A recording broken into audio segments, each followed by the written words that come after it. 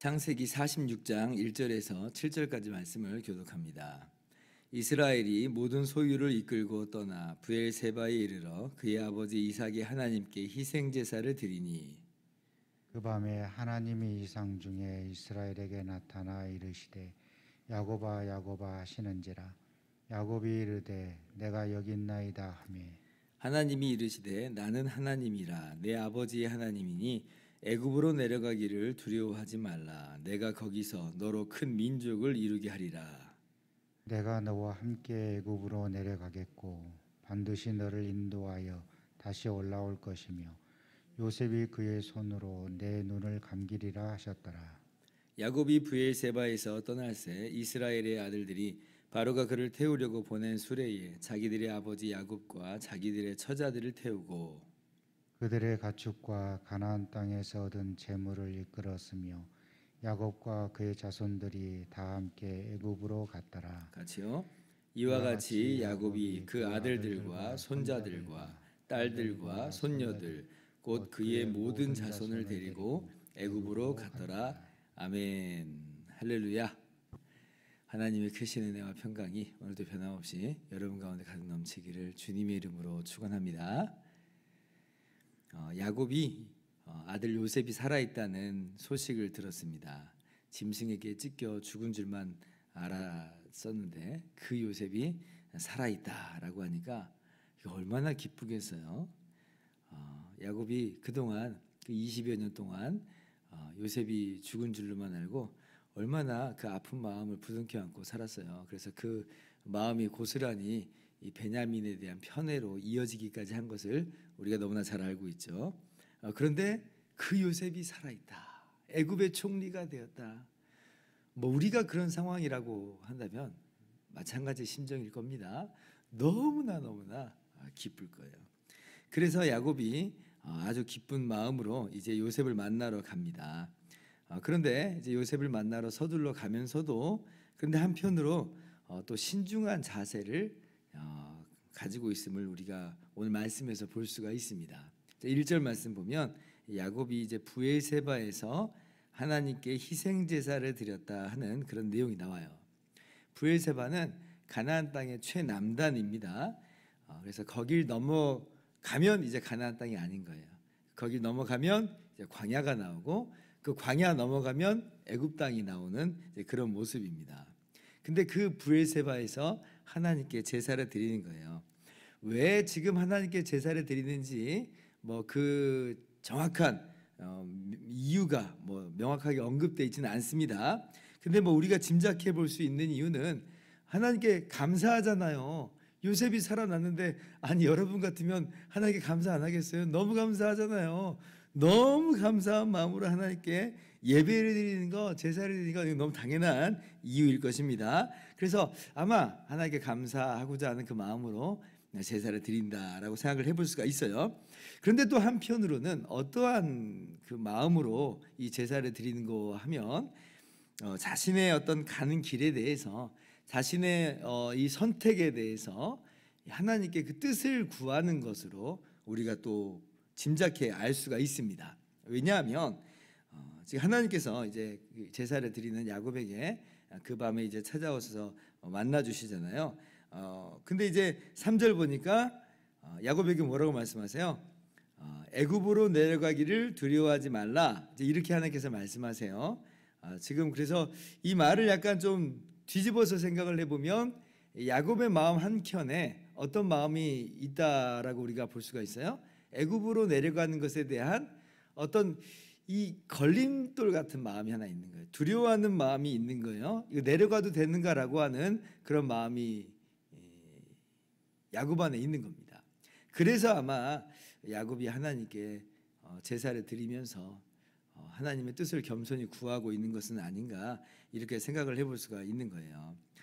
왜 애굽으로 내려가는 걸 두려워하는가라고 할 때 아마 그 아버지 이삭에게서 얘기를 들었을 수 있습니다. 창세기 26장 보면 그때에도 이제 이 가나안 땅에 기근이 들었잖아요.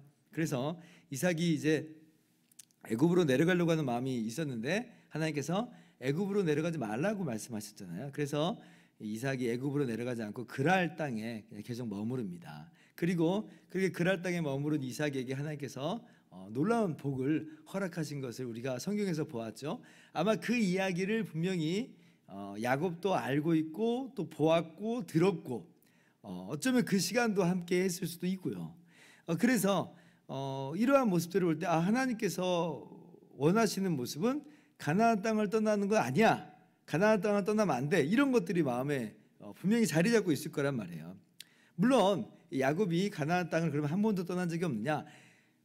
이삭은 한 번도 가나안 땅을 떠나본 적이 없어요. 근데 이제 야곱은 사실 한 번 떠난 적이 있었죠. 이제 에서의 손을 피해서 이제 배우자를 찾는다는 명목으로 하란으로 이제 도피한 적이 있었습니다. 그래서 20여 년 동안 사실은 가나안 땅을 떠난 적이 있었어요. 그런데 이제 그때 가나안 땅을 떠나기 전에, 가나안 땅을 벗어나기 전에 베델에서 하나님께서 또 꿈에 또 이제 야곱에게 나타나셔서 말씀을 하셨습니다. 28장 13절을 보니까 네가 누워 있는 땅을 내가 너와 내 자손에게 주리니 이렇게 말씀하셨어요. 하나님께서 지금 가나안 땅을 주신다, 이 땅을 주신다고 분명하게 말씀하셨어요. 지금 야곱이 잠깐 떠날 수밖에 없는 그런 상황이지만 하나님께서 계속해서 뭐라고 말씀하세요? 15절 내가 너와 함께 있어 네가 어디로 가든지 너를 지키며 너를 이끌어 이 땅으로 돌아오게 할지라 그렇게 말씀하셨어요. 그러니까 하나님께서 이 땅을 주시겠다라고 하셨고 지금 그 땅을 벗어나고 있는 야곱에게 내가 너를 이 땅으로 돌아오게 하겠다라고 약속하여 말씀하셨다는 거죠. 그래서 정말로 20여 년이 지난 후에 하나님께서 그 약속대로 야곱을 다시 가나안 땅으로 인도하셨잖아요. 그러니까 야곱의 마음 가운데 당연히 어떤 마음이 들 수밖에 없어요. 내가 다시 지금 이 땅을 떠나는 게 괜찮은 일인가? 이게 잘하는 일인가? 라고 하는 그런 마음이 들 수밖에 없는 거죠. 그러니까 하나님께 그 뜻을 구하는 것입니다. 자, 그런데 하나님께서 애굽으로 내려가기를 두려워하지 말라라고 말씀하세요. 애굽으로 내려가라 말씀하세요. 그러면서 하나님께서 약속을 하여 주시죠. 3절 하반절부터 보니까 내가 거기서 너로 큰 민족을 이루게 하리라 약속하셨어요. 거기서 큰 민족을 이루시겠다. 4절까지 계속 보면 내가 너와 함께 내려간다 약속하여 주셨죠. 그리고 내가 반드시 너를 인도하여 다시 올라오게 할 것이다 이렇게 말씀하셨어요. 하나님께서 약속하셨어요. 여러분 이 대목 읽고 어떤 장면하고 닮아 있어요? 정말 마치 옛날에 야곱이 베델에서 하나님 만났던 에서의 손을 피해서 하란으로 도망갔을 때 바로 그 베델 사건하고 너무 닮았죠. 그때도 하나님께서 나타나셔가지고 내가 너와 함께한다 말씀하셨잖아요. 내가 너를 이끌어 다시 돌아오게 할 것이다 말씀하셨잖아요. 그래서 하란에서 정말 하나님께서 결혼하게 하시고 자녀들을 허락하셔서 거기서 부자가 되게 하셨죠. 일가를 이루게 하셨어요. 내 집을 언제 세우겠습니까 했는데 거기서 야곱의 집을 세워주셨어요. 자, 그런데 지금 그 장소만 바뀐 거예요. 그때는 하란으로 갈 때 이야기였고 지금은 애굽으로 내려갈 때 이 장소만 바뀌었을 뿐이지 하나님께서 똑같이 야곱에게 나타나셔서 말씀해 주시죠. 내가 너와 함께한다. 내가 너를 다시 반드시 이끌어 올릴 것이다. 그리고 이제 스케일이 더 커졌죠. 그때 하란에서는 집을 이루셨는데 이제는 민족을 이루시는 것으로 이 스케일이 좀 켜진 것뿐입니다. 그러니까 하나님께서 변함없이 야곱에게 말씀하시고 약속하시고 함께하시는 모습을 우리가 볼 수가 있습니다. 그러면 하나님께서 왜 굳이 야곱의 가정을 이렇게 애굽으로 보내시는가 좀 의아할 수 있겠는데 그 이유 중에 하나는 아직 이제 가나안 땅이 죄악으로 가득 차 있지 않기 때문에 그렇다라고 볼 수가 있습니다. 아브라함에게 일찍이 말씀하셨죠. 아브라함에게 이 땅을 주겠다 말씀하셨는데 근데 아직은 아니다. 왜냐하면 창세기 15장 16절 보니까 이는 가나안 땅 아모리 족속의 죄악이 아직 차지 않았기 때문이다 라고 말씀하신 것처럼 아직 가나안 민족들의 죄악이 차지 않았기 때문에 그 민족들을 쫓아내지 않으시는 거예요. 기다리게 하시는 거죠. 기다리시게 하신 그 기다리는 시간 동안 어디로 보내신 거예요? 애굽으로 지금 보내신 거예요. 그리고 그 애굽에서 큰 민족을 이루게 하시는 그러한 모습을 하나님께서 역사하신 거예요. 이를테면 애굽을 지금 이스라엘 민족이라고 하는 배양 접시로 사용을 하시는 겁니다. 그러니까 애굽이라고 하는 그 큰 강력한 나라의 보호 울타리 안에 지금 두시면서도 또 고센이라고 하는 구별된 그런 이스라엘 사람들만의 어떤 그 정착촌을 두셔서 정체성이 또 흔들리지 않게끔 하시는, 그러면서 거기서 생육하고 번성해서 그 민족을 이루게 하시는 하나님의 계획과 하나님의 섭리가 이 안에 있다라고 하는 것을 우리가 알 수가 있는 것입니다. 자, 여러분, 그럼 이제 야곱이 이런 하나님의 약속의 말씀을 들었어요. 그러면 하나님의 약속의 말씀을 어떻게 믿을 수 있었을까요? 정말 하나님께서 그 민족을 이루게 하실 것이다. 그리고 함께 하시면서 마침내 돌아오게 하실 것이다. 이 약속을 믿을 수 있었을까요? 두말하면 잔소리죠. 믿을 수 있죠. 하나님이 그냥 말씀하신 것만으로도 믿을 수 있고요. 또 분명히 그 안에 확신으로 작동하는 건 뭐냐면, 내가 베델에서 하나님 만났을 때, 내가 지금 하란으로 도망갔을 때 그때도 하나님께서 나타나셔서 약속하셨고, 그리고 그 약속대로 이루셨는데, 그러한 하나님이므로 지금 애굽으로 내려가는 이 순간 속에서의 이 약속도 분명히 이루실 거라고 확신할 수가 있는 겁니다. 정말로 하나님께서 그 베델에서 약속하신 대로 하란에 갔을 때 함께 하셨죠. 이 삼촌 라반의 손아귀에서 구출해 주셨잖아요. 에서의 손에서 구출해 주시잖아요. 그렇게 해서 가나안 땅으로 돌아오시게 하는 그러한 하나님의 놀라운 섭리를 야곱은 맛보았어요. 알고 있어요. 그러니까 지금도 하나님께서 분명히 그 약속대로 하실 것이다 확신하게 되는 것이죠. 여러분, 우리도 마찬가지입니다. 우리도 어떻게 하나님의 말씀을, 하나님의 약속을 확신하는가?